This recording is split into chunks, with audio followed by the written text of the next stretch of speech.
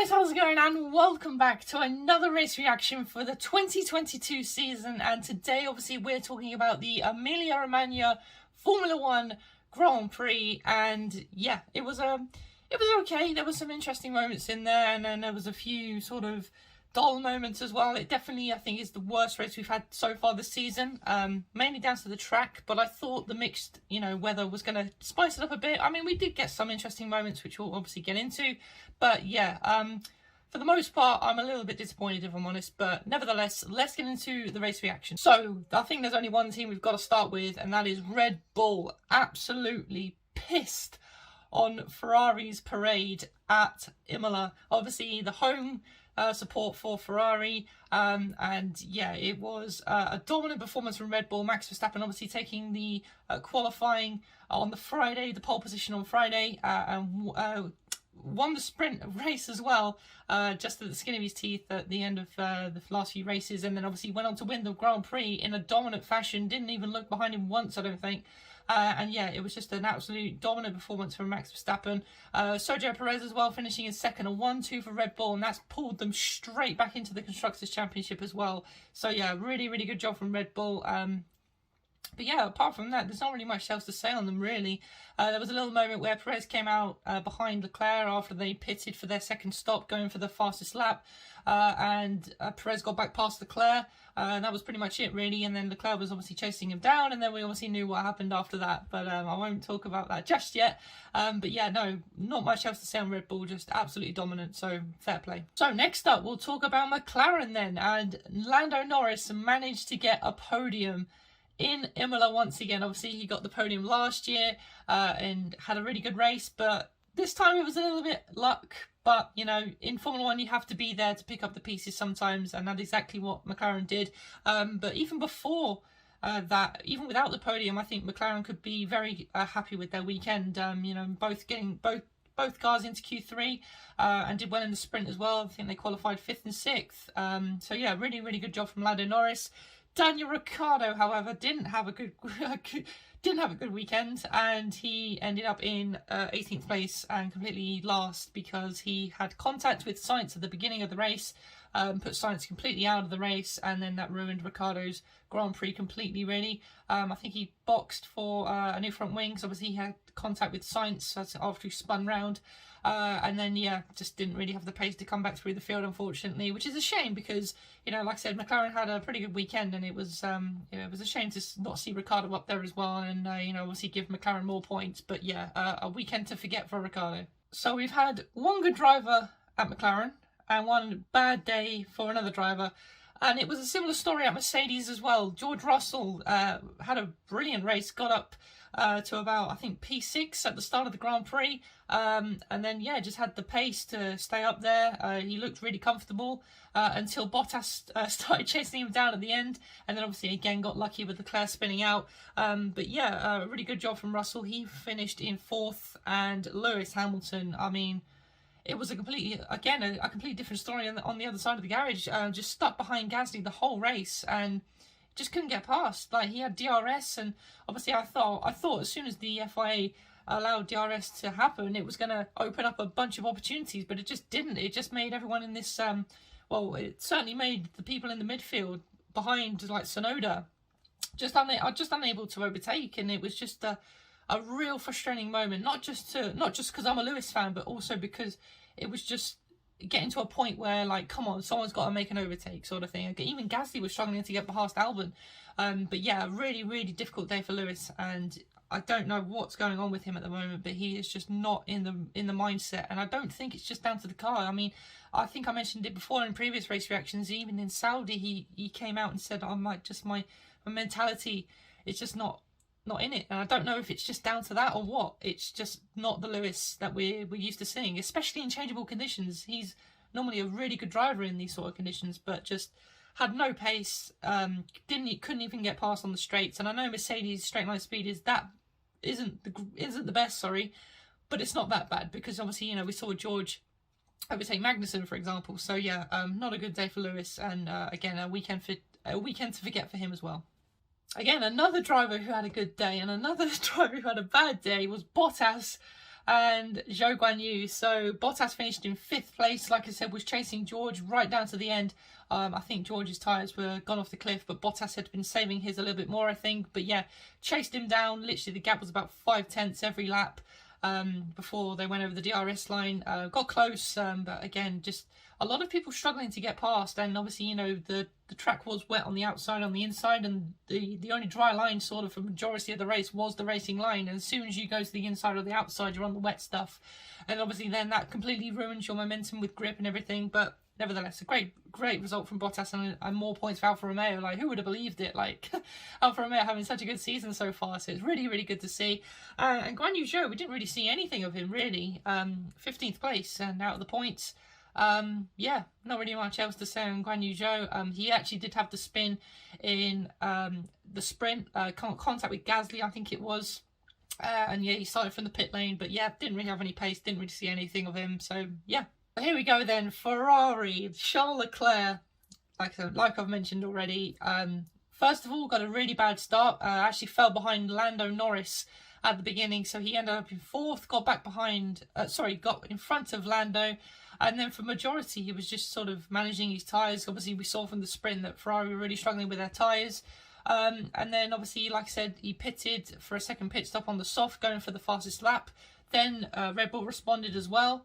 Perez got back past him fairly easily, and then Leclerc was chasing him down and just completely lost it. Took way too much curve, way too much speed. I don't know if it was just pressure or him just pushing too hard. I think it was just pushing too hard. Just completely lost the car, and he was lucky that he didn't actually hit the wall harder and lose a wheel or broken suspension, because that would have been race over. But he managed to claw his way back into 6th. So, I mean, it's still points, but at the end of the day, he threw away a podium. And, you know, we saw from last season, every single point you can get is crucial for the championship. And again, I think this is going to be a similar story where Red Bull and Mercedes were fighting last year. It's going to be the same with Red Bull and Ferrari this year. So, yeah, it's going to be very interesting. But, and again, Sainz, just a terrible weekend again. Obviously crashed down in Q2, that ruined his position for the sprint. Obviously he managed to get into about 4th place, I think, so he had really good momentum in the sprint, and it wasn't Sainz's fault. I'm not gonna be too harsh on him. Sainz just minding his own business. I think Ricciardo sort of clipped the curb, went into Sainz, and yeah, that was game over really for Sainz, and got beached in the gravel, and that was it for Ferrari. So yeah, an absolute miserable day for the Ferrari fans. I think even if Leclerc did finish on the podium, it would have been a miserable day, but the fact that he finished in 6th place out of the points, in 6th place and Sainz out of the points, it's yeah, not good. Someone who did have a really good day was Yuki Tsunoda at AlphaTauri. Really good job from Tsunoda, making some really nice overtakes, really good racing, and it was great to see from the Japanese man. He finished in 7th, and Pierre Gasly, like I mentioned, was just stuck behind Albon the whole race, as well as Lewis. The amount of times Lewis tried to overtake him into turn 1, and Gasly did a few of the same moves, tried to make a few of the same moves on Albon, but just couldn't manage it, unfortunately. And yeah, a pretty miserable day for Pierre Gasly. Ended up in 12th place, like I said, just behind Albon. And yeah, I just realised Albon just off the points again, but we'll get to him in a second. But yeah, a good day for AlphaTauri on Tsunoda's side, and it's still more points for the team. A team that had a better weekend overall was Aston Martin. Both of them scoring points. Sebastian Vettel in 8th place and Lance Stroll in 10th. Yeah, they had a few battles here and there. Stroll getting involved with some good battles. I think Vettel had a few of his own as well. So yeah, a really good job from Aston Martin. It was definitely a weekend they needed to bounce back from, especially after Australia. But yeah, it's points on the board for them now. They're ahead of obviously Williams, which is, I think, a positive, and hopefully they can carry this momentum on for more races to come. So next up is Haas. Haas were quite disappointing this weekend. I thought, well, they seem to have quite good pace, but obviously Mick got a little bit unlucky at the start. I don't know if he actually had contact with anyone or just lost it on his own, but he was coming out of exit of turn 2 and just lost the rear, smacked into Alonso, and that unfortunately ended Alonso's race. But yeah, then obviously ruined Mick's race as well. He actually ended up in 17th place, so yeah, didn't really have the pace again to come back through the field like Ricciardo did, even though he was in a reasonable car. But yeah, just changeable conditions. It is very hard to bounce back when, you know, if you're not the best driver. I mean, like I said, we saw that from Lewis, but yeah, a bit of a disappointment from Schumacher and Kevin Magnussen. Again, it looked like he had really good pace on Friday, but yeah, throughout the weekend, he was putting the Haas in good position. Like I said, he got P4 in qualifying. So yeah, he had a good weekend, and he still finished in 9th. 2 points for the team. Again, it's more points for Haas, and it's exactly what they need this season. As many points as they can get, even if they'll take 9th and 10th any day, I think. But yeah, I think it could have been a lot more. But it's just the guys, the teams that were struggling, like McLaren and Aston Martin, are now starting to bounce back a little bit. So it's putting Haas in a little bit of a difficult position. But you know, without the spins and mistakes as well, it also does help. That minimises as well. But no, and nevertheless, a good day from Haas, but could have been a little bit more. So next up we'll do Williams then. Again, we didn't really see much of Latifi. He was just doing Latifi things, trying to bring it home to the end of the race, I think, which he managed to do, so fair play to him in changeable conditions. And Alexander Albon, like I said, he had a pretty good race, managed to get ahead of Gasly and Hamilton, which I'm still not really sure how that happened. I think it was when they all came into the pits at the same time, and obviously Ocon had the unsafe release ahead of Hamilton. But yeah, Albon then managed to get ahead of Gasly and Hamilton somehow. But yeah, just held his own. He didn't really have any pace to catch the guys ahead, but he was keeping the AlphaTauri and the Mercedes back. And yeah, just on the fringe of points. I think obviously if Leclerc DNF'd, he would have got into the points, but wasn't his day, unfortunately. But no, still a very good result for Alexander Albon. So the last team then, and I can't believe it's taken all this time to get to them, but that's Alpine. They had a weekend to forget really. Esteban Ocon out in Q1, and then obviously had the unsafe pit release. I think he was actually ahead of Albon and those guys, but obviously had the 5-second penalty for the unsafe release into Lewis. I thought Lewis had a puncture the way he was exiting the pits. He looked like he was struggling a little bit more for traction, but it was just because the track was wet, so I was like, thank God, because that would have ruined Lewis's day even more. But yeah, Esteban Ocon got the 5-second penalty, and yeah, didn't really have much pace to get into the field, get into the top 10, sorry, but yeah, sort of stuck behind Stroll, and yeah, that was pretty much it for Ocon's race. And Alonso, like I just mentioned, he got tagged by Mick Schumacher when he spun around.